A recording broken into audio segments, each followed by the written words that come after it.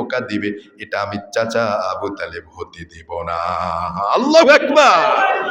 আমার প্রিয় ভাইয়েরা, এজন্য কখনো কখনো ইমানদার নয় বেঈমান এরকম ব্যক্তিরও কোনো সময় ইসলাম মুসলমান ভালো লোকের জন্য সহায়ক হিসেবে প্রয়োজন পড়ে। কথা বলেন ঠিক কিনা?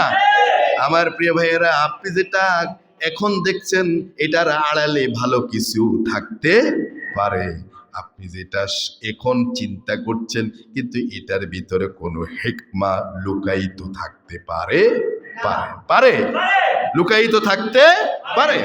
আমার প্রিয় ভাইয়েরা, এবার এই যে যখন এবার চাচা আবু তালেব দুনিয়া থেকে বিদায় নিলেন, এরপরে দেখা গেল 3 দিন কিংবা 5 দিন, মাত্র 3 দিন বা 5 দিনের মধ্যেই এবার ইন্তেকাল করলেন রাসূলুল্লাহ সাল্লাল্লাহু আলাইহি ওয়াসাল্লামের স্ত্রী সহধর্মিণী হযরত আম্মা জান খাদিজা রাদিয়াল্লাহু তাআলা আনহা।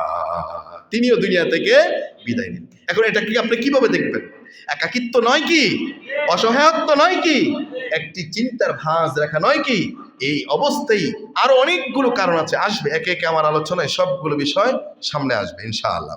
প্রিয় ভাইয়েরা, তাহলে আমি একবারে গোড়া থেকে আমি একবারে পিছন থেকে আনতেছি। আমার প্রিয় ভাইয়েরা, এই একাকিত্ব, এই অসহায়ত্ব দেখা গেল খাদিজা রাদিয়াল্লাহু আনহা ছিলেন